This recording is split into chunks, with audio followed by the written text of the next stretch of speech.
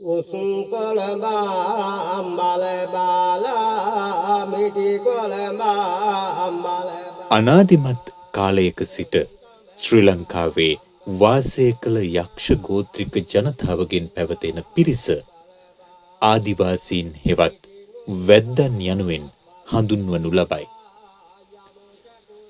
ලෝකයේ සියලුම ප්‍රාථමික ජන කණ්ඩායම් මෙන්ම ලංකාවේ වැදගත්ම අංගයක් වන ආදිවාසීන්ගේ බස්වහරද කාලයත් සමග ගිලිහී යෑම, එක්වීම්, මිශ්‍රවීම් බොහෝමයකට ලක්ව ඇත. නමුත් අද වන විටත් සැලකිය යුතු කොටසක් සංරක්ෂණය වී පවතී. අතීතය අතීතයක් වන තරමටම එහි වැදගත්කම වටිනාකම වැඩි වෙයි. වැදි භාෂාව අක්ෂර මාලාවක් වැනි ලිඛිත ක්‍රමයක් නොතිබීම එම භාෂාව ඉක්මනින් ජනතාව අතරින් බැහැරවීමට මූලික හේතුවක් විය. පවතින වෙනත් භාෂාවකින් හෝ එය සංරක්ෂණය කිරීම යුගයේ අවශ්‍යතාවයකි.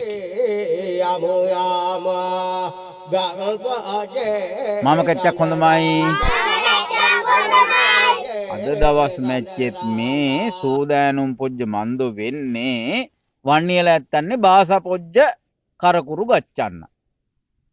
ඒ කියන්නේ අදත් මේ ලෑස්ති වෙන්නේ වැදි භාෂාව ඉගෙන ගන්න නේද? හරි ආසද? හිට්ලානවද? ආසයි කියන එකට එනම් මොකද්ද කියන්නේ? හිට්ලානවා මතකයි කියන එකට කියන්නේ ඕක තමයි. හිට්ලානවා කියන එක තමයි. නේද? එතකොට ආයිබෝවන් මේ කැමති වගේ ඔයවට කියන්නේත් ඒකම තමයි.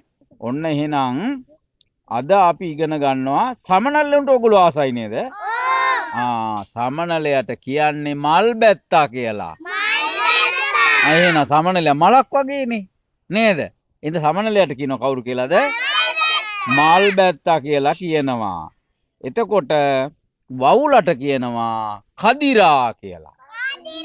මොකද්ද කියන්නේ වවුලට? අන්න හරි. සමනලයට කියන්නේ ඔව් මලක් වගේ නිසා මල් බැත්තා. කවුද? මල් බැත්තා. වවුලට කියන්නේ මොකද්ද? කදිරා.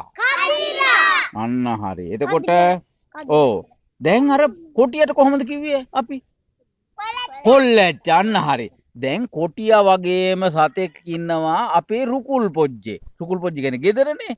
අපේ රුකුල් පොජ්ජෙත් කොටියෙක් ඉන්නවා. පූසා. අන්න හරි. එහෙනම් එයාට කියන්නේ කොහොමද? රුකුල් පොජ්ජේ පොල්ලැච්චා. අන්න පූසට කියන්නේ නා රුකුල් පොජ්ජේ පොල්ලැච්චා. ගෙදර කොටියා නේද? ගෙදර කොටියා වගේමනේ. එයාට කියන්නේ එහෙම. දැන් එහෙනම් මතකද කවද කිඹුලට කියපු එක? මොකද්ද? පිට ගැටයා. ගෙදරත් ඉන්නවා පුංචි කිඹුලෙක් වගේ සතෙක්. කවුද? නෑ මීයා කිඹුලෙක් වගේ නෙවෙයි හූනා. අන්න එහෙනම් අපේ රුකුල් පොජ්ජේ ඉන්න පිට ගැටයා තමයි කවුද? හූනා. කවුද රුකුල් පොජ්ජේ පිට ගැටයා? කවුද? හූනා කවුද? රුකුල් පොජ්ජේ පිට ගැටයා. කවුද? අන්න හරි. දැන් එතකොට මේ පැත්තේ නන්නේ සමහර පැත්තවල් වල ඉන්නවා. සමහර පැත්ත නෑ ඔයගොල්ලන්ගේ ගෙදරත් නෑ මේ සතා. කවුද කූඩැල්ල කියන සතා දැකලා තියෙනවද? කොහෙද දැකලා තියෙන්නේ? වැව් වලත් ඉන්නවා තමයි. දිය කූඩැල්ලෝ කියලා જાතියක් නේ. ඔව්. කාලා තියෙනවා. අන්න කූඩැල්ලට කියන නම දැනගන්න එපැයි. මම පණුවට කිව්වේ කවුද? පණුවට කියන්නේ පන්නී කියලා නේ. මතකනේ කාලේ. මෙන්න මේ පණුවා මේ කූඩැල්ලා කියන එක නා අදින්න පුළුවන්. වැල වගේ අදින්න පුළුවන්. ඇදෙනවා කැඩෙන්නේ. ඒ හින්දා ඔව් දැන් මේ කූඩැල්ලට කියනවා වැල් පන්නී කියලා. මොකද්ද? අන්න ඔන්න දැන් මොන්න පහ මං ආපහු මතක් කරනවා. සමනලයට කිව්වා මල් බැත්තා කියලා. මොකද්ද? මල් බැත්තා. වවුලට කිව්වේ කදිරා කියලා. පූසට කිව්වේ රුකුල් පොජ්ජේ පොල්ලැච්චා. හූනට කිව්වේ රුකුල් පොජ්ජේ පිට ගැටයා. කූඩැල්ලට කිව්වේ වැල් පන්නී. මම අනිත් පැත්තට දැන් කියනවා. මල් බැත්තා කියන්නේ කාටද? කදිරා කිව්වේ කාටද? රුකුල් පොජ්ජ පිට ගැටියා කිව්වේ කාටද? පූණට. රුකුල් පොජ්ජ පිට ගැටියා මේ පොල්ලැච්ච කිව්වේ කාටද? පූසට. වැල්පන්නි කිව්වේ කාටද? කූණ්ඩැල්ලට. ඔන්න මන් දැන් අහන්නද? මතකෙන් කියන්න පුළුවන්ද? හරි මන් දැන් ඔන්න මේ භාෂාවෙන් කියනවා. ඔයගොල්ලෝ සිංහලෙන් කියන්න ඕන. හරිද? මල් බැත්තා, කදිරා, රුකුල් පොජ්ජ පොල්ලැච්චා, රුකුල් පොජ්ජ පිට ගැටයා, වැල්පන්නි. ඔන්න මන් දැන් සිංහලෙන් කියනවා. ඔයගොල්ලෝ වැදි භාෂාවෙන් කියන්න ඕන. හරිද? සමනලයා, මල් බැත්ති නෙමෙයි මල් බැත්තා. හරිද? වවුලා, කදිරා බොහොම හොඳයි. පූසා කැලේ නෙමෙයි නේ.